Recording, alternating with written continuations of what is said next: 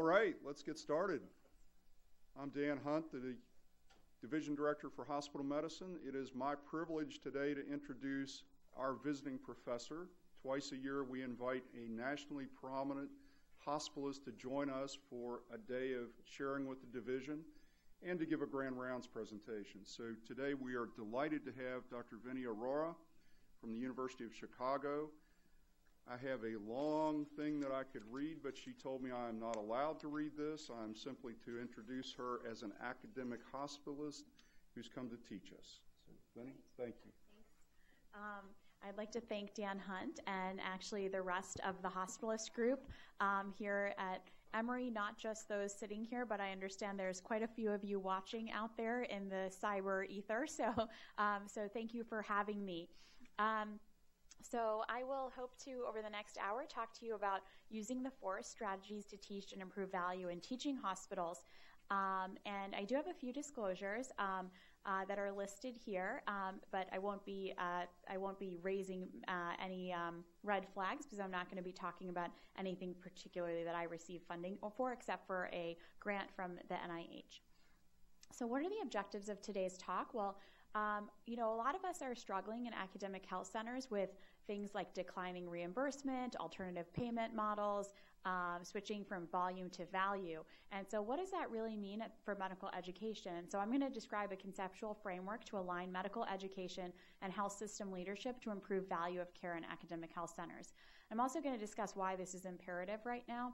And then I'm going to end with use the force.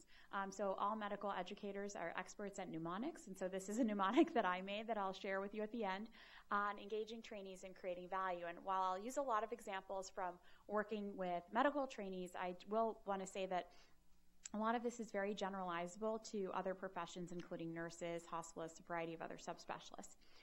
So why is this important right now? Well, actually, next week I'm going to be in Washington, D.C., and the National Academy of Medicine is convening a summit based on this report to define the metrics by which graduate medical education and teaching hospitals should be measured to allocate indirect medical education payment funds. And so this sounds scary, and it is. And so up until now, Medicare, which is the chief funder of GME, has been paying millions of dollars for U of C. I don't know what it is for Emory. It's about $45 million in indirect medical education payment amounts, which is that because we host residents, we need sort of extra money to think about the teaching mission.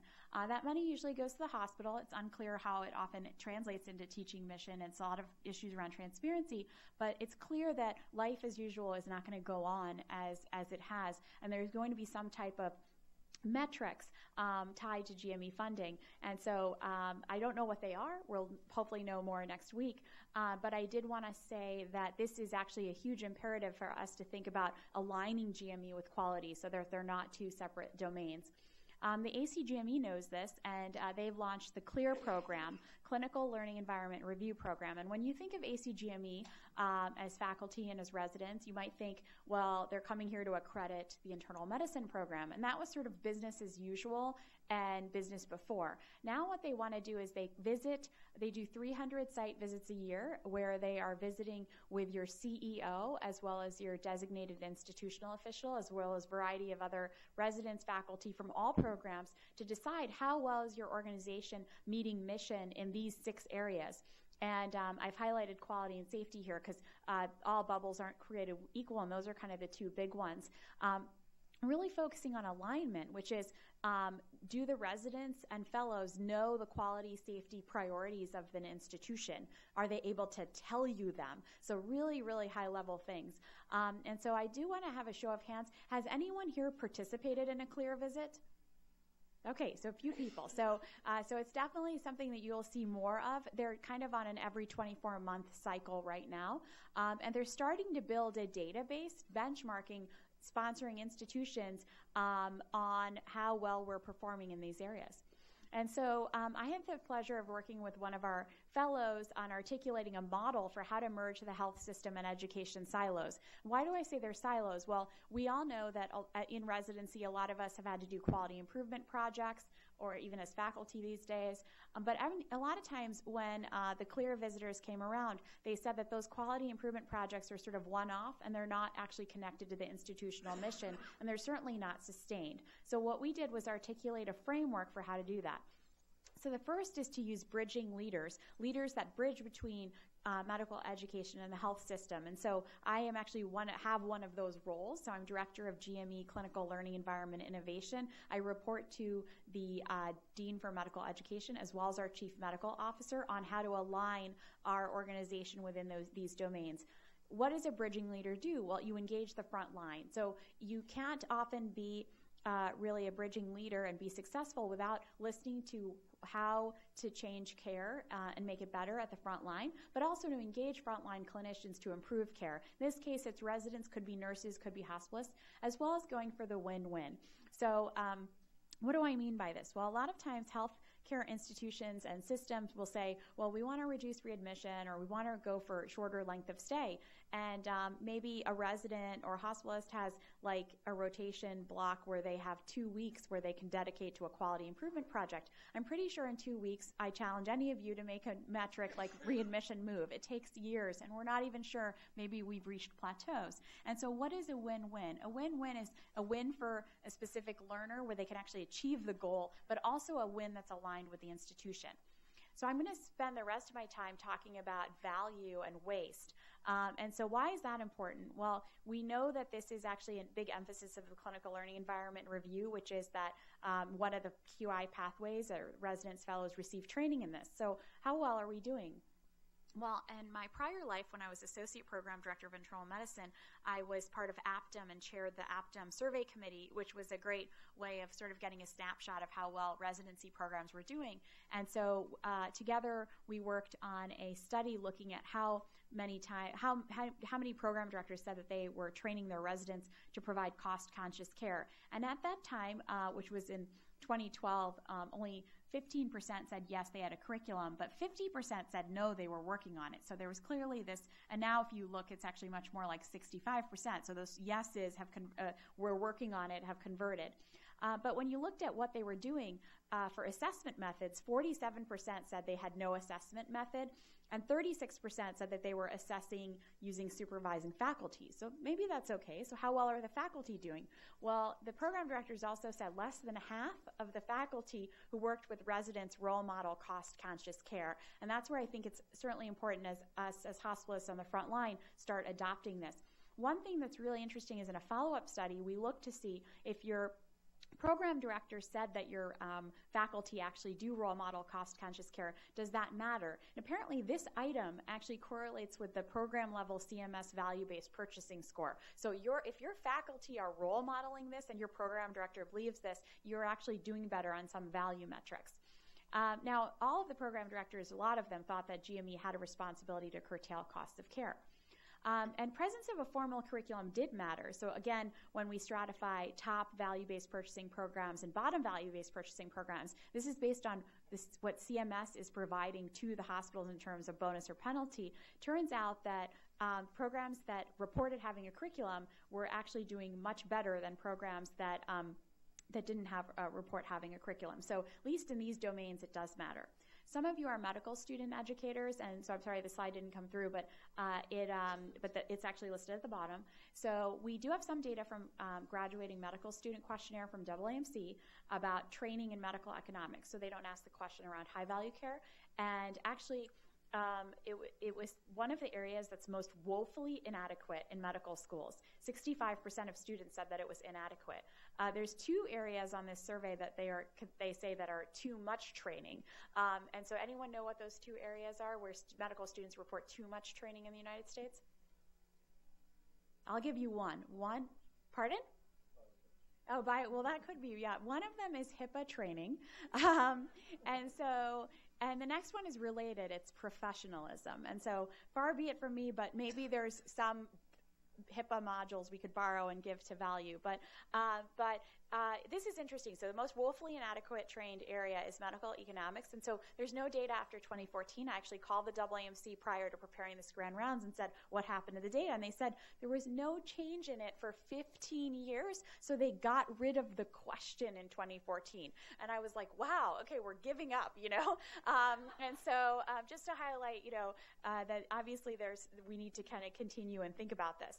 So what is the problem? When a lot of us think about medical economics and value, we jump to costs of care, which is how much does healthcare cost? And as you guys know, there's a variety of reasons why it's very difficult to actually cost out what healthcare actually does cost. There's some really impressive things going on in value space where people are trying to do that. But in general, like in terms of teaching a trainee or working in a hospital, it's not likely that you're going to actually figure that out in the context of your clinical care.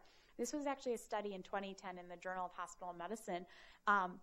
And actually, they asked hospitalists, and so this is one of my favorite studies because it's pretty funny. They asked hospitalists to estimate charges, and then they mapped that to unadjusted true charges. Now, this line looks pretty even, except for the fact that it's actually graphed on a log scale because the estimates were so far off. So just to highlight that this is an important thing, but we're not going to be able to hang our hat off of doctors memorizing healthcare cost blue books. That's just not going to be what our future holds.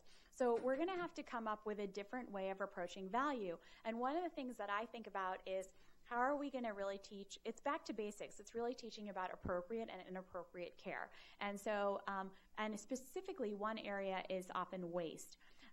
Why is this important? Well, when we think about traditional residency training, which all of us have gone through or going through, there's often an imbalanced focus on identifying rare diseases. And so when when a case is presented to be at morning report, you know, when they say the patient has sinusitis, I never say, oh, it's going to be allergic rhinitis. I say they have necrotizing granulomatous vasculitis until proven otherwise, right? Because I know, I've been to many morning reports.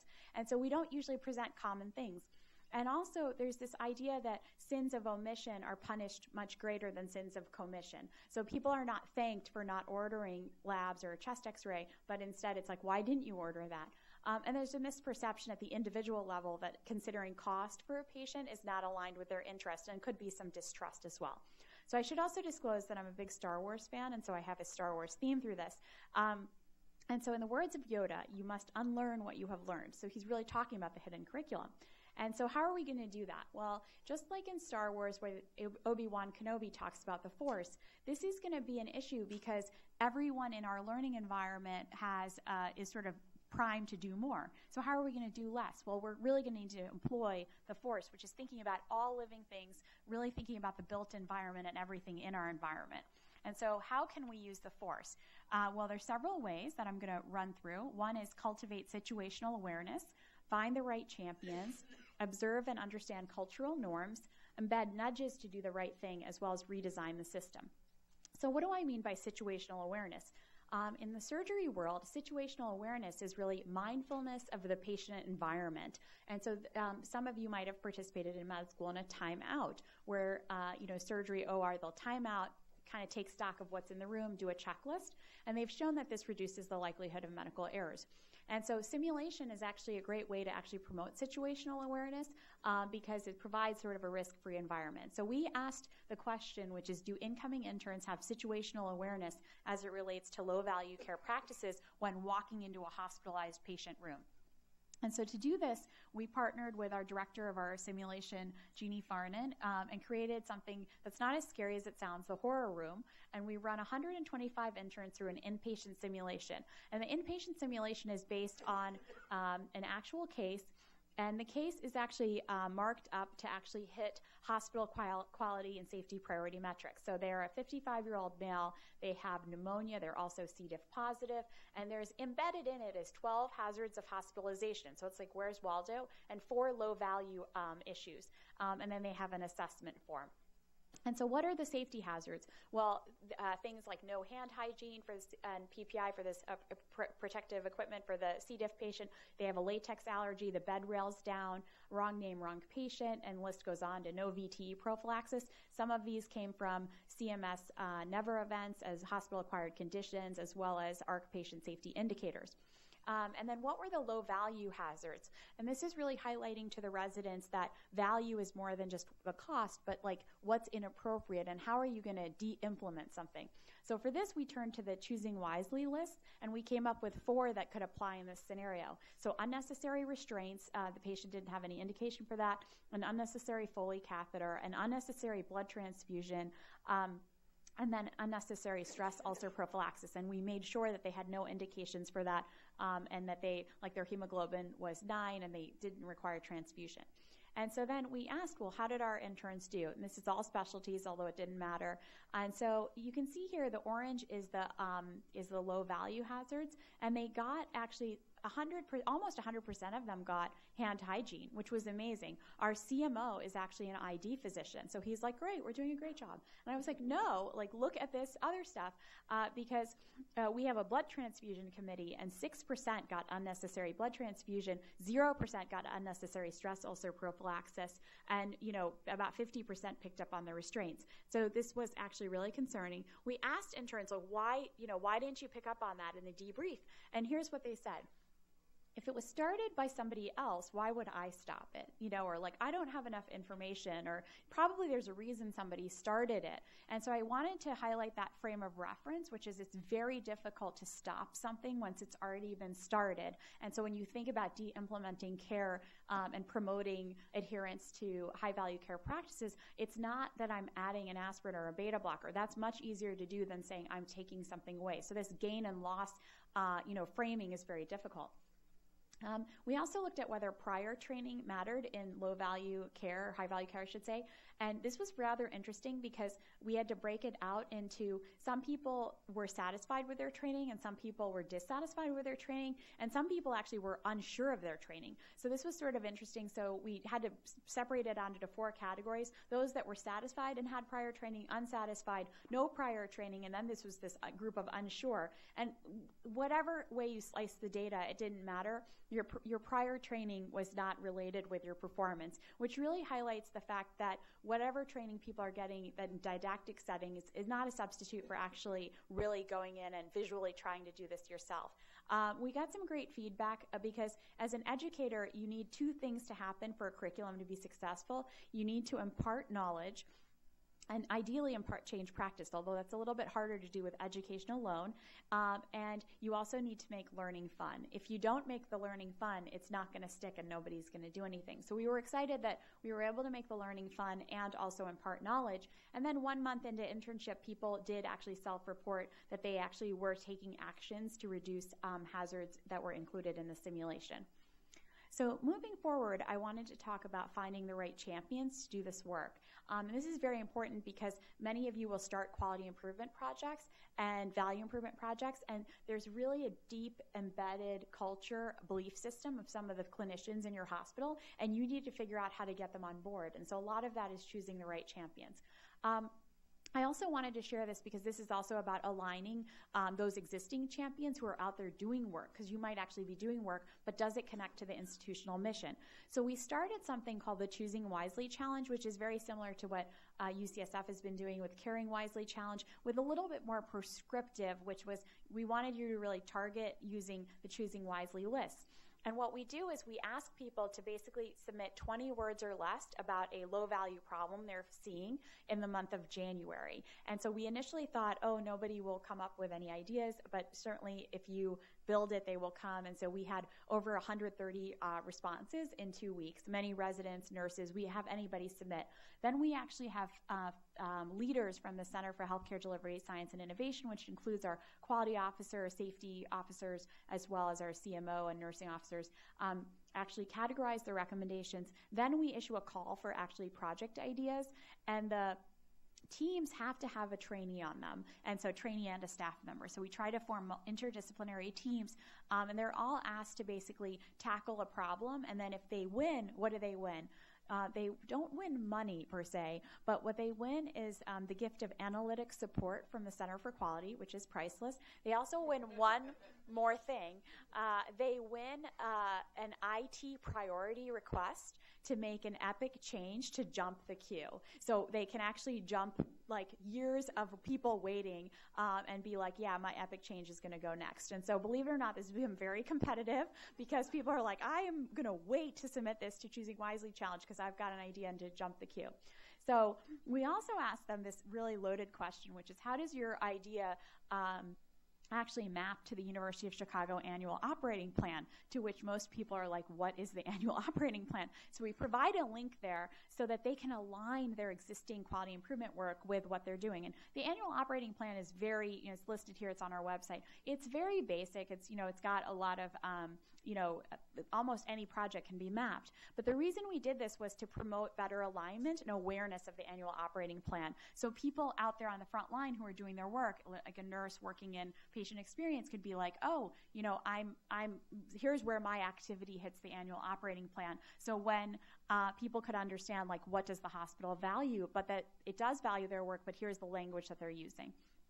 So not surprisingly, one of the winners for the Choosing Wisely Challenge in the first go-around addressed this idea of PPIs, or stress ulcer prophylaxis, but actually in a really interesting way. And it was actually noted that in the horror room we did so bad at this that we should actually think about a project in this area. And so, this explicitly, you had to use the cost framework for value improvement in the challenge. So what's the cost framework? It's a framework we developed that highlights that unlike traditional quality improvement, where it's so difficult, it's not difficult to do plan, do, study, act, because you're often adding things. To de-implement, the first thing you have to take into account is culture. What's the culture of your organization? Are people ready to make this change to de-implement something? Like in my organization, I'll show you an example where we were not ready. But daily labs, we are not really, there's some hospitals that have done away with daily labs. We are not that hospital. And so like we've gotten those ideas and we're like, how are you going to tackle the culture? We're working on it this year with Choosing Wisely Challenge, but it's been very challenging. So tackling culture, you have to have some type of intervention. So for Skip the Drips, which was to reduce inappropriate PPI drips for GI bleeds, they were going to have subspecialty faculty champions be recruited, the GI Fellowship Program Director to be the champion, so that people were like, well, Dr. Reddy said this, as opposed to, a bunch of residents are doing a project. For oversight, they recruited pharmacy, and we're working with pharmacy as their staff, and pharmacy was they were proposing pharmacy receive an audit from the electronic record of PPI drips ordered and why. Systems change, they were going to use what's called accountable justification, which is that it was not going to be impossible to order a PPI drip, but you had to state why you were ordering it and use drop-down boxes. And they did put an other, and the other was what was going to be audited. So if you didn't have a patient that had high-risk features or active bleeding and you said other, then you were going to get a call from pharmacy to be like, is this really what you meant, or can you get away with intermittent PPI? And then for training, they were, smattered brochures everywhere. They actually did not do a lecture because we talked about the importance of like creating a buzz and getting people to pull the information. So I highlight this model because the model has been very effective in helping jumpstart value improvement projects, but also it highlights that training alone is not going to create sticky changes in practice. So when we went to the residents, it was like, we're going to ask you to make this change. Here's the training, but tomorrow we're going to turn on this epic change, and here's how it's going to work. And so then how did they do? So this is Dr. Reddy, the GI Fellowship Director, just a sample of the brochure. So this is actually the day their epic change got implemented. They were awarded the project in May, and so they were ready to fire in June, but the new interns start in June. So July 6th, they went live with this project, and they had everything embedded because they jumped the queue, and pharmacy has its own epic programmer embedded in pharmacy, so they were able to make all the changes that they needed. And so they looked at inappropriate use of continuous PPI drips, and you can see here that there's like a major reduction in inappropriate PPI drips that was statistically significant, and it was trending above 50%, and then it's actually now below 20%. It reached 0 in November of 2015, which happened to be when our GI fellow champion was on consult service, so he was like, no, we're not ordering a PPI drip, so that was the value of the champion. You do see some rebound maybe in reflex to the overzealousness of the champion, where people in January are like, I'm going to get my PPI drip, but then they did some re-education and it came down. So this work is actually forthcoming in JAMA Internal Medicine. So I do want to show you one project that didn't work out as planned, but also led to a different other project. So this was around CKMB testing. And so there's actually an interesting, this article is actually, there's an interesting set of articles, some in Journal of Hospital Medicine and some in JAMA Internal Medicine this month around CKMB testing. So choosing wisely, why do we use choosing wisely? Well, it's groups of clinicians have already decided, well, here's not what to order. So when we think of value, it makes it easy for us. By targeting these things, you can kind of rest on that recommendation as opposed to having, people argue about them. Having said that, because the groups of clinicians making the recommendation may not be the same groups of clinicians that agree with it, you have to do some building there. And so I tell you this story because it's important that you may have champions, but you may also have anti-champions that you need to counter. And so this was about not ordering CKMBs for acute myocardial infarction and instead using troponin Ts.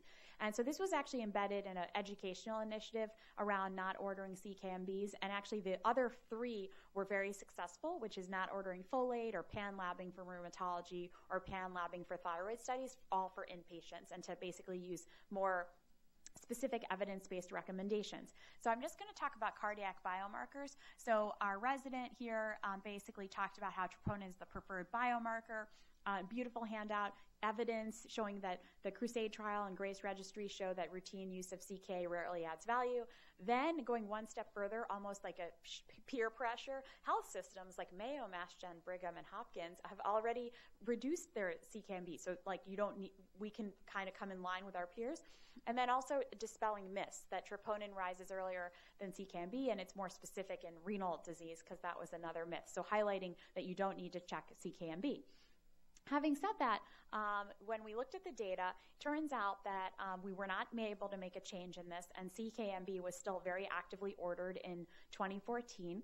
It's also included in the ER panel, so that was an example of a systems change we neglected because the ER panel is ordered in the ER and it was bundled together. It's very difficult to change. And even like when patients were inpatient and outpatient, it was like they had the habit of ordering the ER panel. So people were just ordering it together.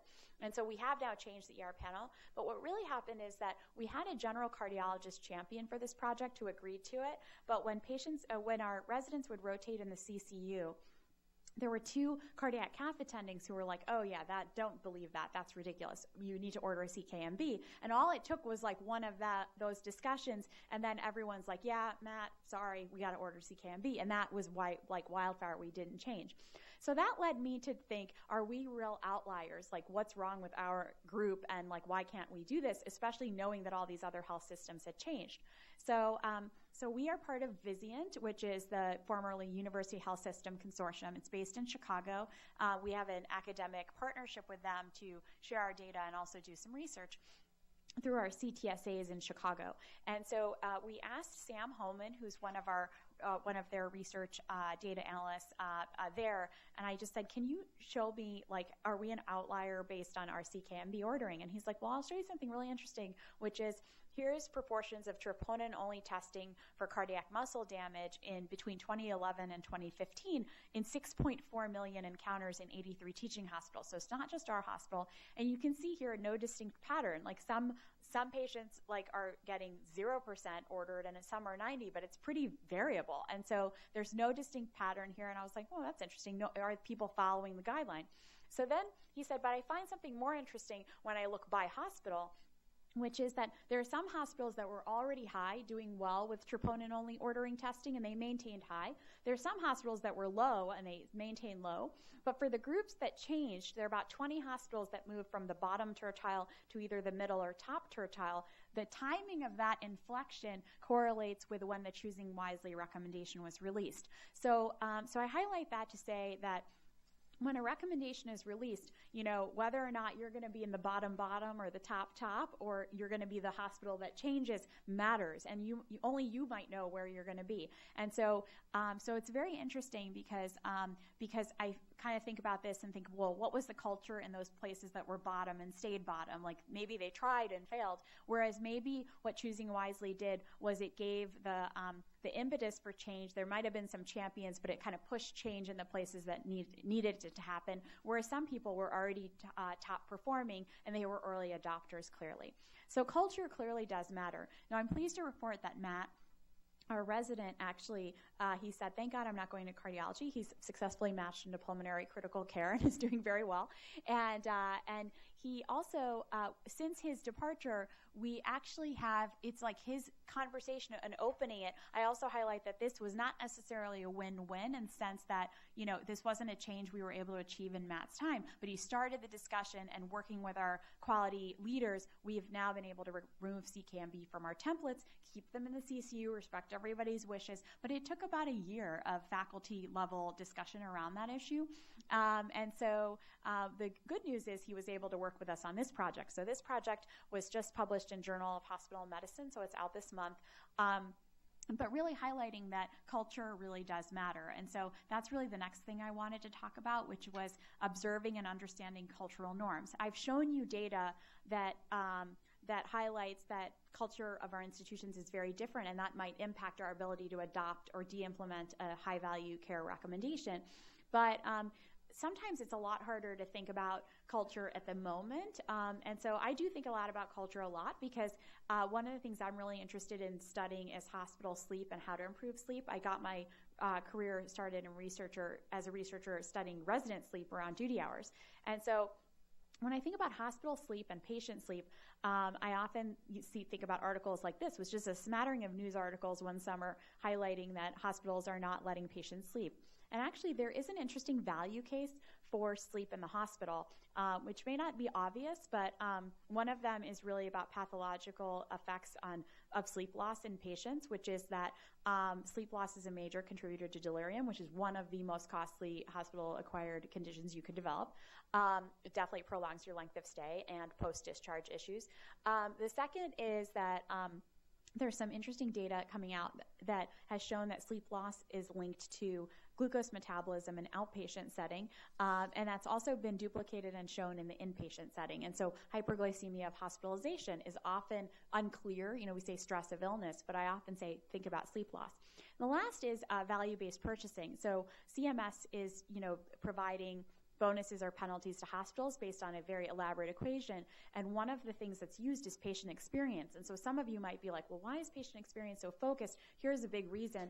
The lowest performing metric in patient experience on HCAHPS is actually quiet at night. And so this is just how our Chicago hospitals are doing. And so you can go online to look at how hospitals in Atlanta do. So it's 61%, 62% nationwide, and 61% for Illinois. So it's a pretty low performing measure. And then the last thing is the Barrel Institute, which is a group of patient experience executives. Actually, their top thing on a write-in question was reduce noise. So that's what people are really focused on. And so it's also part of the Choosing Wisely lists. And this is interesting because I mentioned nursing, because I feel like a lot of times when we think about our partners in our care, you know, it's not just physicians, it's not just hospitalists, it's definitely nurses. And we all know that if we're not in close communication with our nursing colleagues, we can certainly have you know, a discharge that goes afoul or something that doesn't happen as it should. And so the nurses have really come into Choosing Wisely and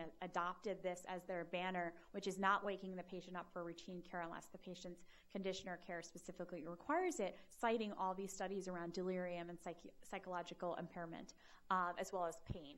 And so for this, I knew that this was going to be a big cultural issue, so I was like, well, how are we going to address the culture and what are we going to do? And so I had recently read this book called Nudge by Richard Thaler and Cass Sunstein.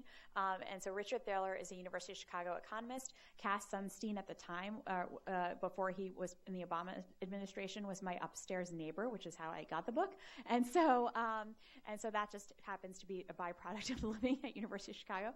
And so they write in this book a lot about the status quo bias. And that really stuck out to me because I felt a lot of healthcare, like why we don't change. And it's, quote unquote, an emotional preference for the current state of affairs. Any change from baseline is perceived as a loss. And so how do you actually promote better decisions? And this would be the idea of using a nudge. And the way they were thinking about it more for health, which was calorie counts for, that we now have labels like in New York, or soda, nudge on taxes for soda or something, but also things like do you make organ donation an opt-in or an opt-out, things like that. So they were kind of more focused on health, whereas I was thinking, well, could we use nudges to promote better health care and decisions by clinicians? And so the first step to thinking about how to design a nudge is to understand what the status quo was. So we did focus groups with hospitalist residents and nurses to look at what the status quo for sleep disruptions was. And so this was what they wrote, which is labs were often ordered at 4 a.m. and they were recurrent, and that was the default. Especially the nurses highlighted that patients hate them because they have to wake them up for the painful shot, because a Q8-hour heparin, which was the standard at our hospital for VTE prophylaxis, on any medication scheduling meant a 1 a.m. or 2 a.m. shot. And then we were doing vital sign checks for stable patients who were unlikely to change management, and people, the nurses highlighted the blood pressure cuff was, you could get the other vitals, but the blood pressure was definitely not ideal. And so this is interesting because we actually had another study going on at the time with Donna Edelson on our resuscitation group, looking at patients who, who were had a high modified early warning score, but also a low modified early warning score. So who might decompensate? So in this study of over 90,000 patients, many of them had a score of less than 1, and then 178 had a score of greater than 7, so real imminent decompensation. And so this was the adverse event rate, meaning like a transfer to the ICU or a code or something. And then on the graph is also plotted how many nighttime vitals checks they had. And so no matter what group you were in, you had 2 vital checks at night, a midnight and a 4 a.m. And so this really highlights the flip of low value care. It's easy to say like, oh, we should promote sleep for patients and not wake them up. But then when you think about it from a workforce perspective, we have a lot of people checking on stable patients, and perhaps for those 178 that are about to decompensate, we should be sending in more nursing and more people to check in on them. So I just use that to say it's not just a sleep issue, it's also about how you're allocating your labor most efficiently for people who are most sick. So then we asked the folks involved, well, what was the real problem? And so a lot of them said it was an EPIC problem, and what they meant is our electronic health record, which is EPIC.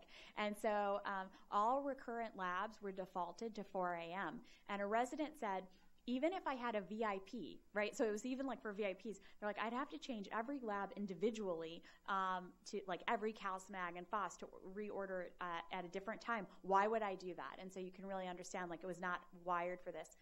The default on the best practice alert for VTE prophylaxis, and I'm embarrassed to say I was on that committee, so it was like things that I had done before coming back to haunt me.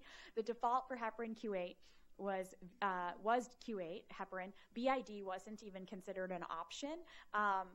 And this is where the literature was evolving, and so a resident on our team had produced literature to show that BID heparin was fine for medical patients or Lovenox, and we didn't have either really reflected. So people were using this order set as opposed to why would they use anything but the order set. And then vitals, this was most interesting, which is an EPIC programmer at our hospital said, well, the vitals, there is a question that EPIC offers that says, do you want your vitals continued through the night? But because the default in your hospital when we started was everybody wrote vitals Q4, we just auto-checked it at yes and hid it away. So nobody even realizes that question is there. So I was dumbfounded. And so then sometimes you find an EPIC programmer who's like, has the golden ticket almost. And she's like, well, I can turn it on tomorrow. And I'm like, no, please don't turn it on tomorrow. Because I hadn't even like told our nurses or any of our CNO, I'm like, I need some approvals to get this through. But she was like, well, whenever you're ready, I'm ready to fire on this change. I'm like, okay, you hang on to that, And so what did we do? So we actually added in radio buttons for the labs to change them to 2200 and 600 so that, and we said it was one order sweep. So if you switched radio button to 2200 to 10 p.m., all of your future labs would then default to 10. So you wouldn't need to actually be switching them all manually. We simply just added Q12 hours to the heparin GenMed order set. Now, this was interesting because this required some finagling with surgery. We hadn't had a hospital we hadn't had an event, and we'd been very successful with our VTE prophylaxis. So there was a lot of concern that changing it back to the status quo bias would somehow lead to a huge adverse event rate in VTEs, even though we were going to still use pharmacologic prophylaxis. So we kept the default, the Q8, but just educated people and added the Q12 radio button and said, if your patient's a sleep patient, think about this. And then we simply unhid the vitals check. So now it just asks the question, which is, do you want vitals to continue through the night? And so it forces the physician to answer.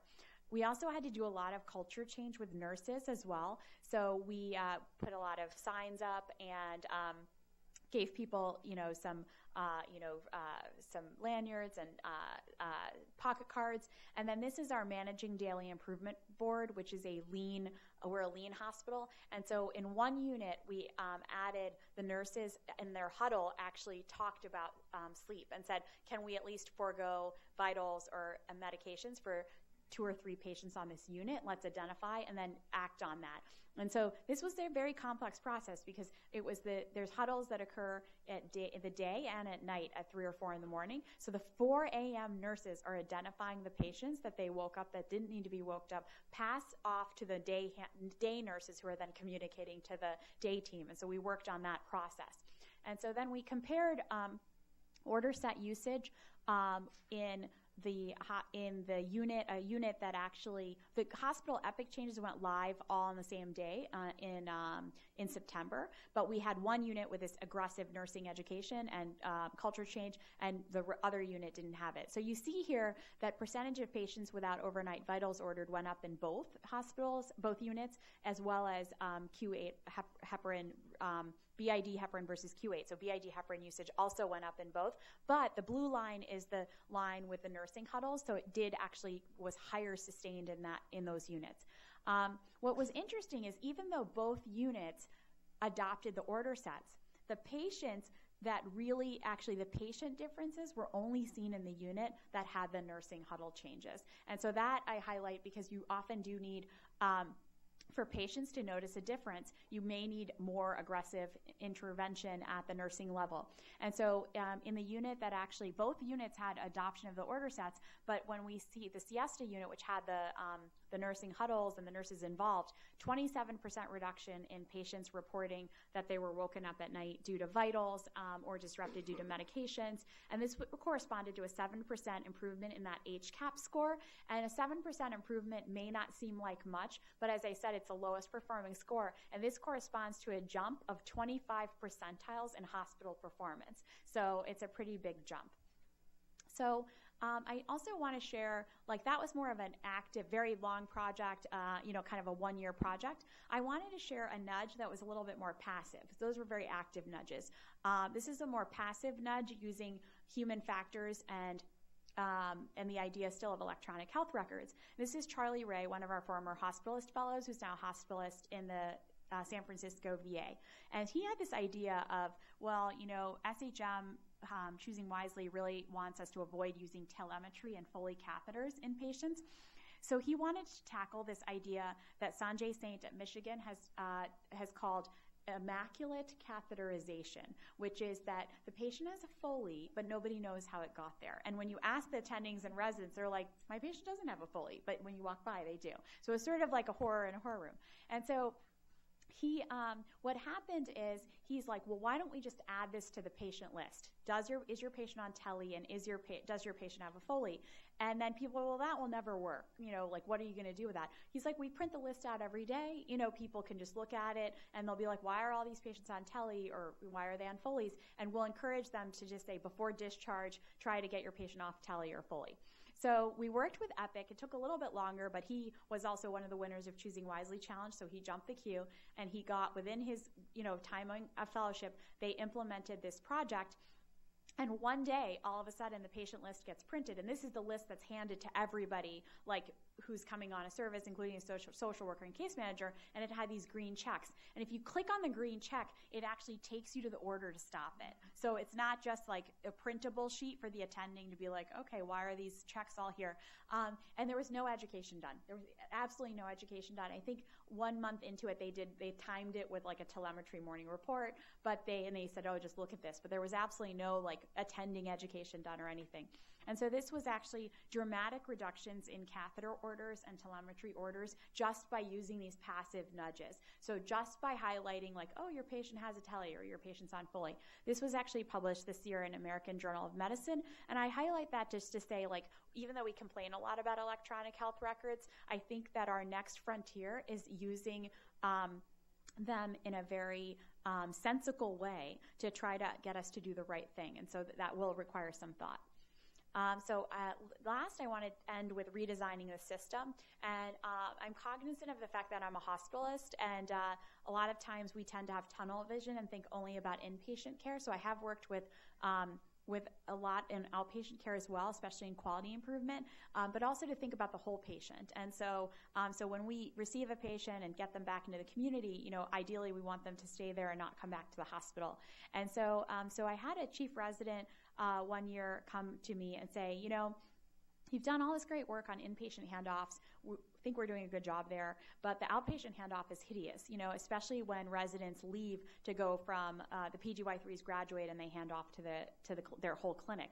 And so this has actually been described, incidentally, by Bob Wachter, who's like the father of the hospitalist movement, in JAMA as like a big issue because a rupture of continuity. This is actually patients' PCPUs changing. There's an ownership problem, significant delays in care.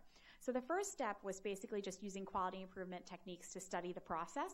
And so this was back in 2010. And what we found is that many of our patients were transitioning to their third PCP in 5 years. So I would argue, even though, that's not high quality primary care. And so that's something that really we thought about. And the lesion wasn't at scheduling. 97% of those patients were scheduling, but they weren't showing up. And as a result, only 44% were seeing the PCP that actually got the handoff for the patient. But what was even more scary is that 1/4 of the patients that are going through this handoff ended up in an ED or hospital in 3 months of this handoff, which was much higher than before.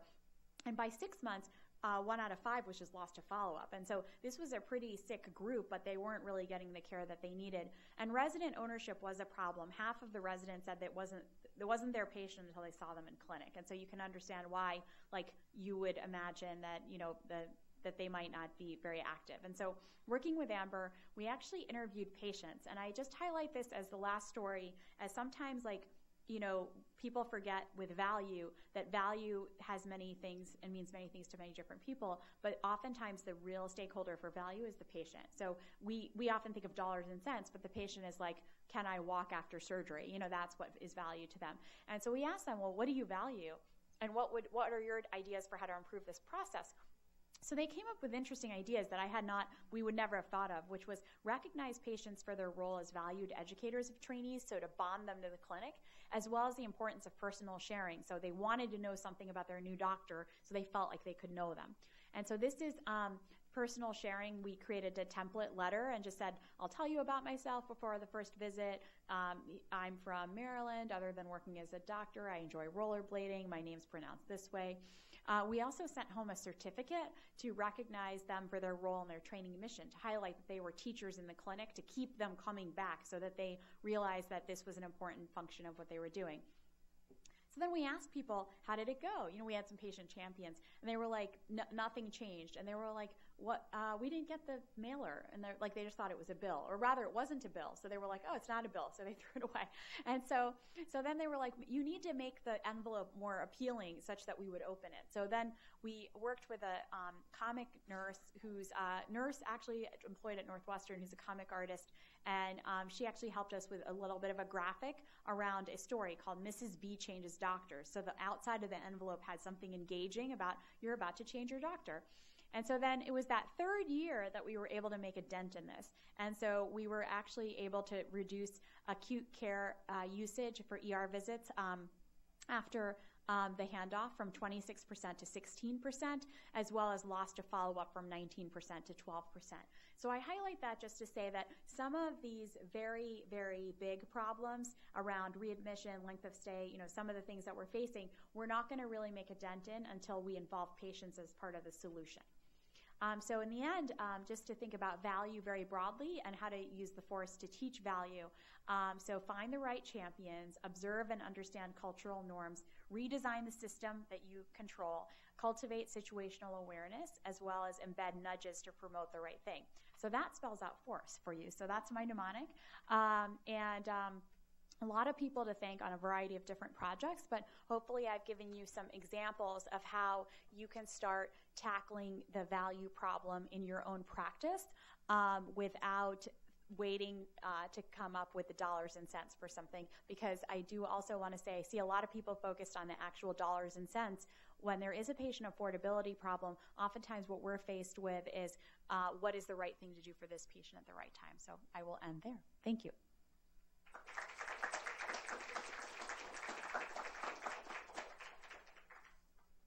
Questions for Dr. Arora?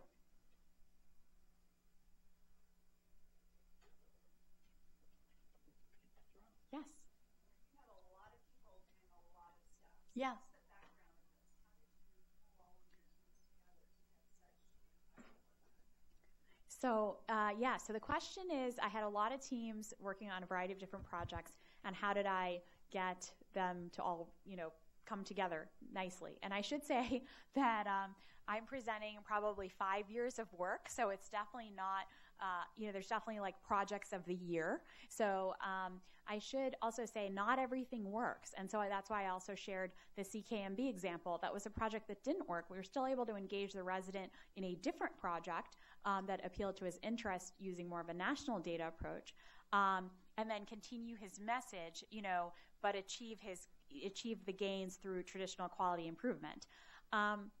And so one of the things that we focus on is a lot at University of Chicago is mentoring. And the reason is because there's just such a dearth of academic mentors. And I say that knowing that, it's also very difficult to mentor, and it requires time.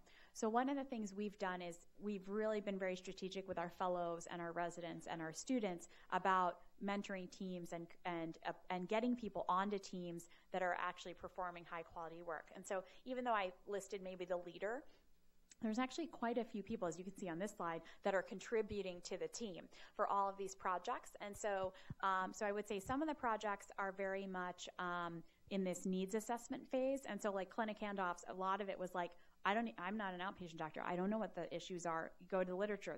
There was none at the time. So it was like, we're just going to understand what the issues are. Now we're going to interview patients. So all of that was like 1 year doing this, 1 year doing that, and then kind of get ready for the intervention and then fire. And then a lot of times it requires a high degree of focus by an individual so that they can continue to study it. Many of my fellows, when I first get them from residency, they do have a little bit of ADD and they don't like to focus. And so usually that's where you have to find your passion. But I also say you have to find your passion, but also what's feasible and what a mentor cares about. So if the mentor cares about it and it's feasible and it's your passion, you're going to do okay. There are some times where you find trainees who their passion is just not aligned with the mentor. It kind of comes with that institutional alignment. Like if I can align, a lot of people are interested in high value care, but if I can align them with something our institution is doing and then provide them with some support, like through the challenge, I know they're going to do well. And so that's what I focus on, is where can I get the alignment? And that's why we try to coach people on projects and guide them to projects where I know we have willing mentors and projects that are going. So those are just like some answers. But I will say, let's go back to the sleep project. Like we didn't make a dent on lab use, right? We had labs did not move. 4 a.m. remained the default. We had a resident champion. He's like, Dr. A, I know this is important to you, but he's like, it's just like not, people know about it, but they're happy to do the other two things because they know they can't switch from 4A labs. And I'm like, well, why can't they switch? And they're like, well, they don't want to bother their cross cover with the 10P labs, and the 6A labs come back too late. And so, of course, lab is sitting there laughing because they're like, that we have an army of people coming to our parking lot at 3 a.m. whose hours are 3 to 8 to order these labs. And because 90% of our labs are drawn at 4 a.m., the wait time on a 4A lab is actually over 2 hours. So you're, if you move to a different sweep time, you'd actually do better. So that was like, okay, you have to sort of cut your losses. So I was like, okay, we're not going to bark up that tree. We're going to just focus on the changes that we've made and sustain them. And then that's why this last year, when the Judicious Lab project, there was a new resident champion who's like, let's try it. And I said to the lab, we convened everybody. I'm like, are we ready to do this? And they're like, we're ready. Like, this is going to be our year. So we're trying again. So I don't yet know where we're going to go, but a lot of times what we often do is my first question will be to either our operational excellence team or our CMO. Those bridging leader connections really help to be like, do you think this is the right time for somebody to work on this? And usually if the answer is yes, we can line it up. So sometimes the answer is no, but we're about to do a Kaizen event in a month. Can you get them into the Kaizen event? And I'm like, yes, perfect. So you can attach them to something that's already existing.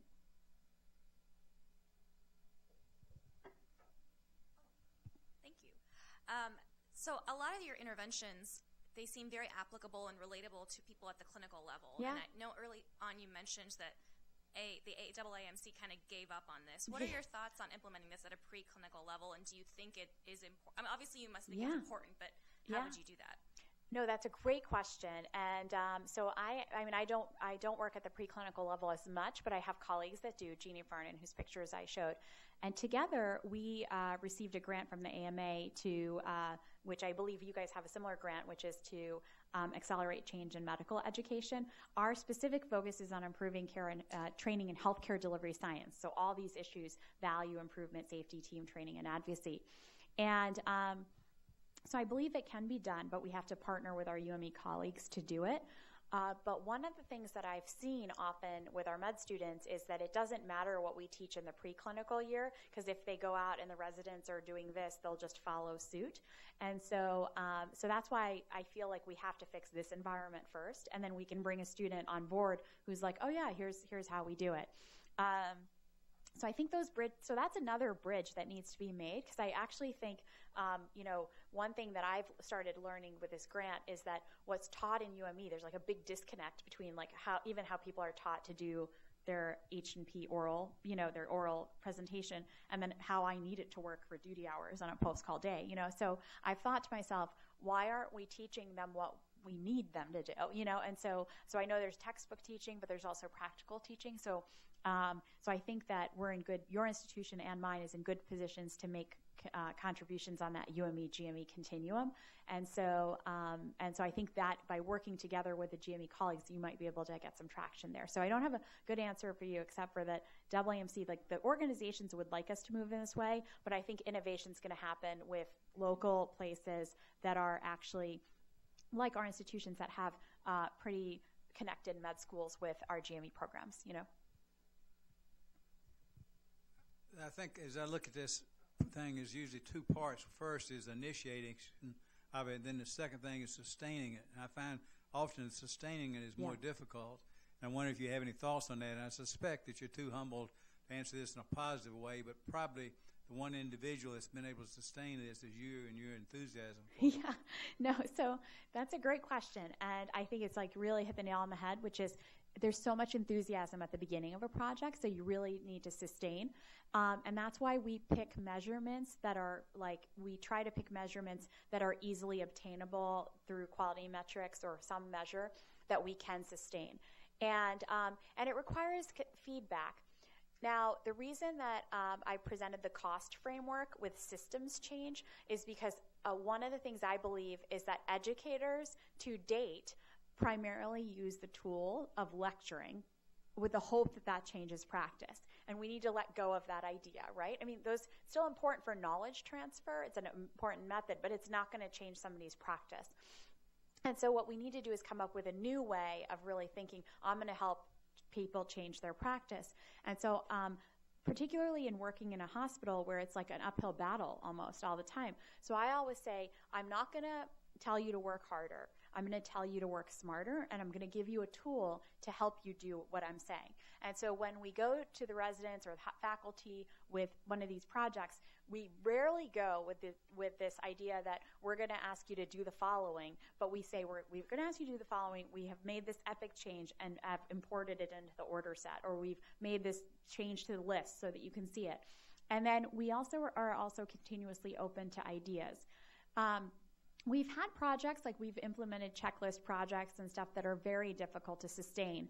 But that's why I feel like if we can, the sweet spot is if we can embed it into the electronic health record in a non-alert pop-up way, then we know we can sustain, because an alert pop-up also gets just, just gets ignored. So I think the other thing, one of my colleagues, Julie Euler, who teaches in the ambulatory space in one of our APDs, teaches about sustaining quality improvement interventions. And one of the things she'll often say is it requires a structural change to the way things are done. So if it's just a process, like we're going to just change the way we huddle, it's not going to sustain. But if it requires a structure, which is like, we're going to round in this room, and this is where we're going to start rounds, and you can cement it, then you can actually change. So that's what we look for, is those structural elements, so that people are like, yeah, I always do it this way. In a different project, we did actually leverage structure and like change the way people rounded, and when they started rounds, and the whole idea was to get nurses on rounds in pediatrics. And so how do you know it's sustained? Well, when the new interns came, we were like, how's it going? And they were like, what do you mean? And they're like, well, what about this project? And they're like, how did you do it before? So that's, sometimes you also have to just make it a year until it becomes best practice. And so that is why we will often time our interventions in March to May, because if we can get the sticky change to adopt, or even in Skip the Drifts, it was in July, because when we can cement it in best practice early, then it's just like, okay, this is just the way it is. If we try to start things in December, it's just a long haul before we get to the new clinicians. And so we do leverage the timing of when people start to try to do that.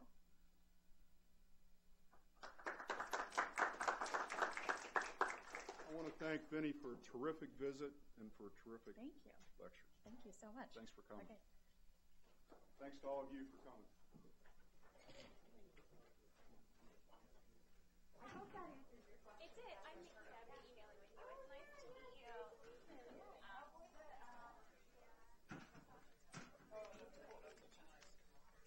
I thought I would ask.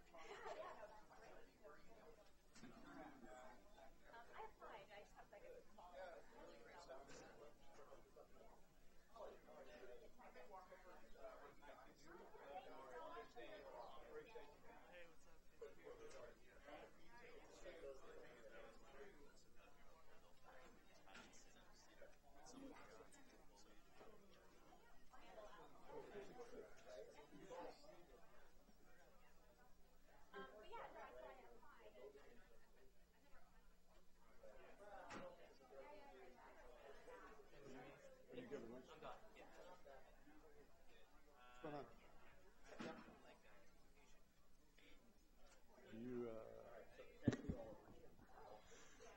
Core conference lecture coming up in just a minute.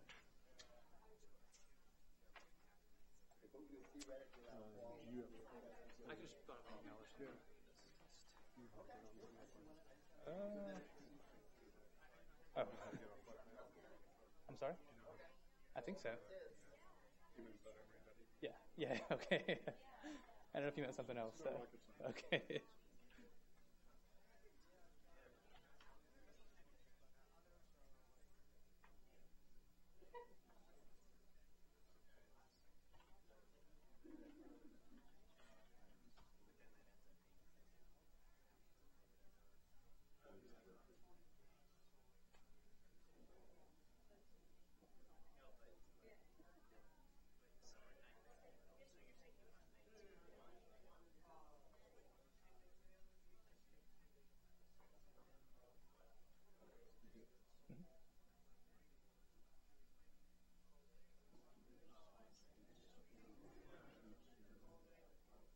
Oh, no problem.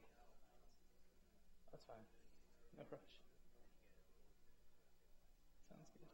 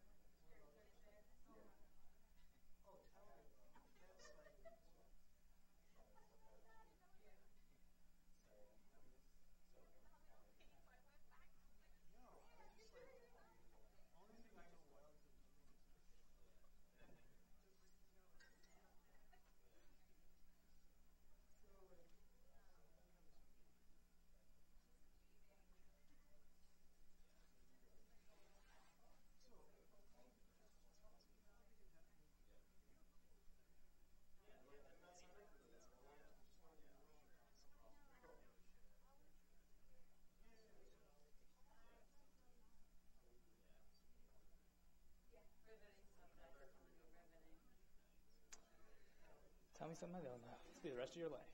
So.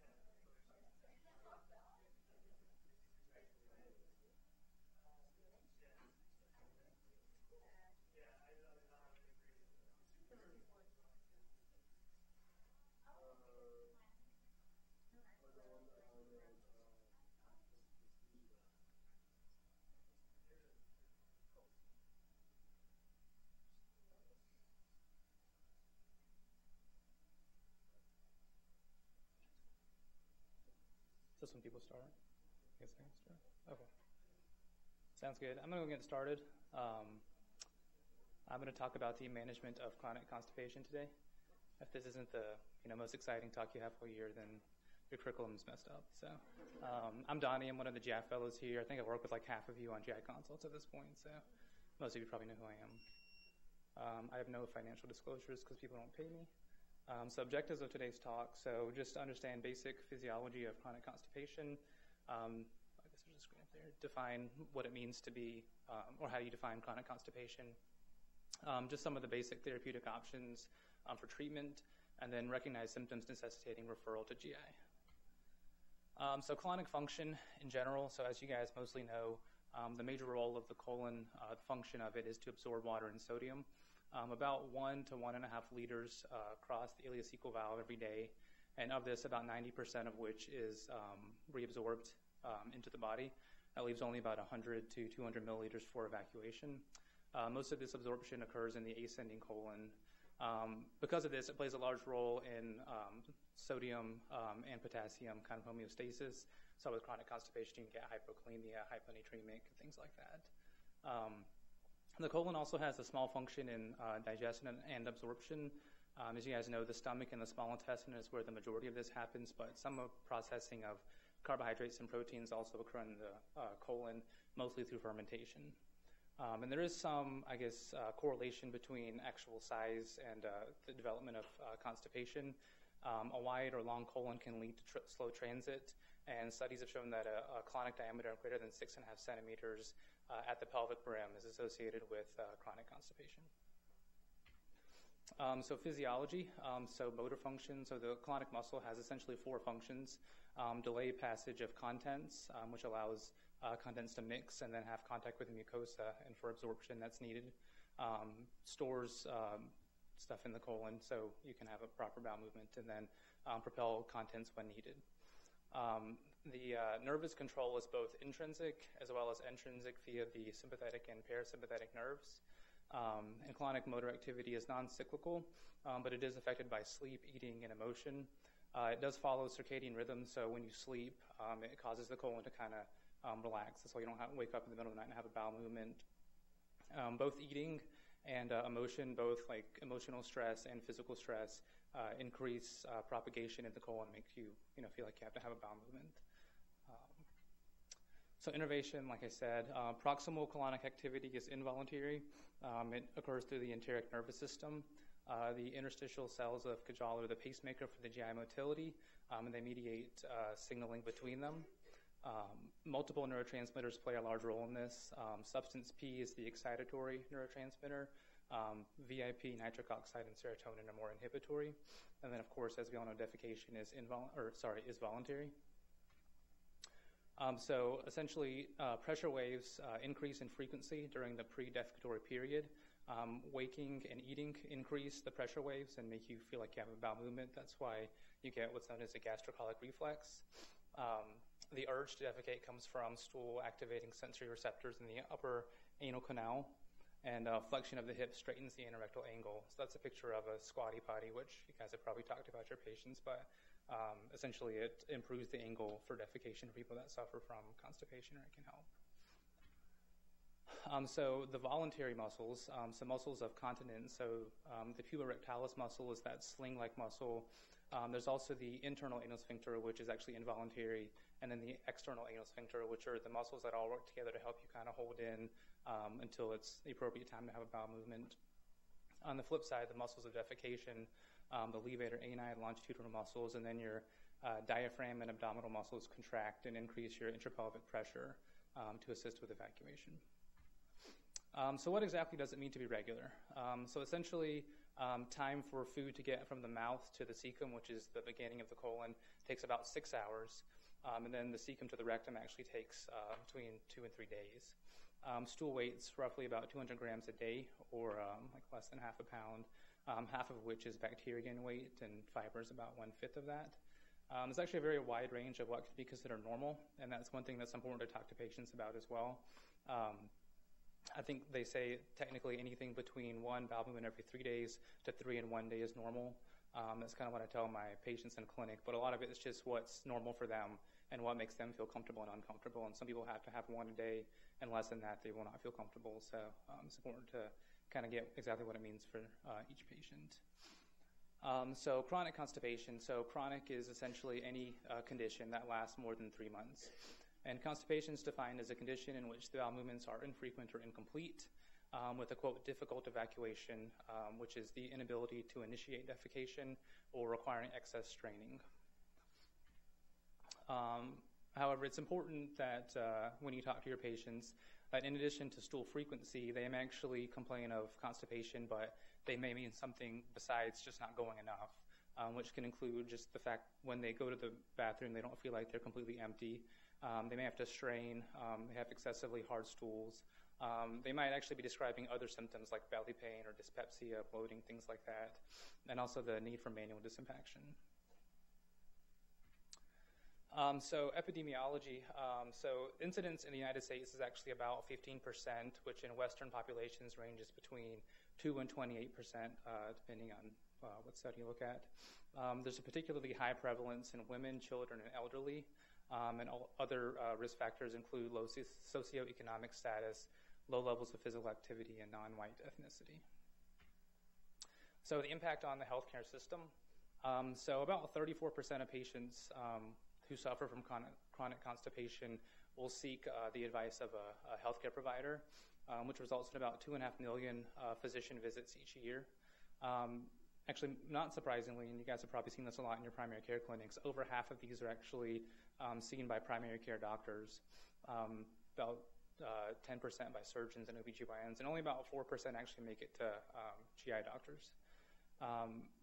This impact, it ends up being about 92,000 hospitalizations per year, or about 252 people per day hospitalized due to constipation, resulting in close to $7 billion in annual testing. So when someone comes to you in clinic and complaining of constipation, the differential diagnosis of what you should kind of think about. Essentially divided between primary, which is idiopathic constipation, which is the majority of it, about 90%, which can be either functional or irritable bowel syndrome related constipation, as opposed to the less common secondary constipation. I actually wanted to focus on secondary first because that's kind of the first step in your evaluation, is ruling out secondary causes. So we want to go through their diet with them. Low fiber diets can result in chronic constipation. Medications, metabolic and endocrine disorders, neurologic disorders, collagen, vascular, and muscular disorders, and then, of course, some sort of obstruction actually sitting in the colon. So this is a kind of non-exhaustive list of secondary causes of chronic constipation. And so things to think about or things to screen for. Think about screening for thyroid disease, diabetes, electrolyte abnormalities, pregnancy, different neurologic disorders. Parkinson's in particular is something that has a very high incidence of constipation. And then other collagen, vascular, and muscle disorders can result in this. And then medication list, you probably think of kind of definitely like pain medicines, obviously, and like TCAs, but this is, again, not completely exhaustive list of medications that can cause constipation. And just other things to think about, like anti-Parkinson's medicines, antipsychotics, hypertensives, things like that. And this is something that is important to do, especially on like a primary care level, largely because if people come to us for chronic constipation and they have, we think like their, I don't know, Parkinson's drug or something might be the cause, like I'll be a little less hesitant to change that. And so that's where you guys can help before they get to a GI doctor, like changing medicines you think could be contributing, because I'm just not going to feel comfortable changing like their psych meds or their Parkinson's meds.